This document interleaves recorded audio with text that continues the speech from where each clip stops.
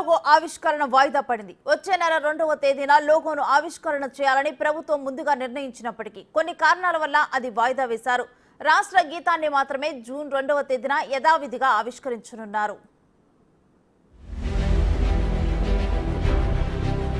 తెలంగాణ రాష్ట్ర లోగో ఆవిష్కరణ కార్యక్రమాన్ని ప్రభుత్వం వాయిదా వేసింది.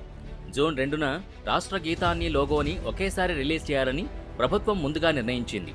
అయితే కొత్త లోగోపై 30కి పైగా ప్రతిపాదనలు రావడంతో ప్రభుత్వం ఆ ప్రతిపాదనలపై సంప్రదింపులు జరుపుతున్నట్టు తెలిపింది. సంప్రదింపుల అనంతరం కొత్త లోగో ఆవిష్కరణపై నిర్ణయం తీసుకోనుంది.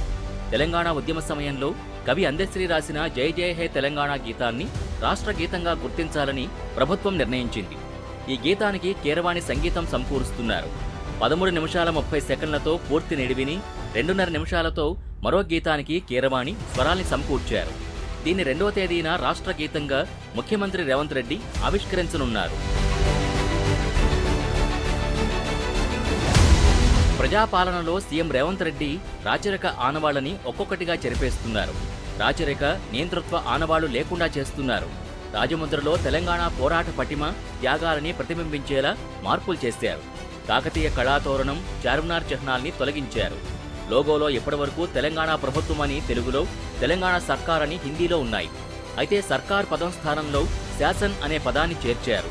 సర్కార్ అనే పదం రాచరికాన్ని సూచిస్తుందని, రాచరికపు ఆనవాళ్లు ఉండొద్దని ఆ పదాన్ని తీసేసినట్టు తెలిసింది. శాసన్ అనే పదం చట్టాన్ని సూచిస్తుంది కాబట్టి ప్రజాపాలనకు అర్థం వచ్చేలా తెలంగాణ శాసన్ అనే పదాన్ని ఎంపిక చేసినట్టు సమాచారం. తెలంగాణ లోగో మార్పుపై బీఆర్ఎస్ రాజకీయం చేస్తోంది. రాచరికపు చిహ్నాలైన కాకతీయ తోరణం, చార్మినార్ని తొలగించడాన్ని వ్యతిరేకిస్తూ ఆ పార్టీ హైదరాబాద్, వరంగల్లో నిరసన కార్యక్రమం చేపట్టింది.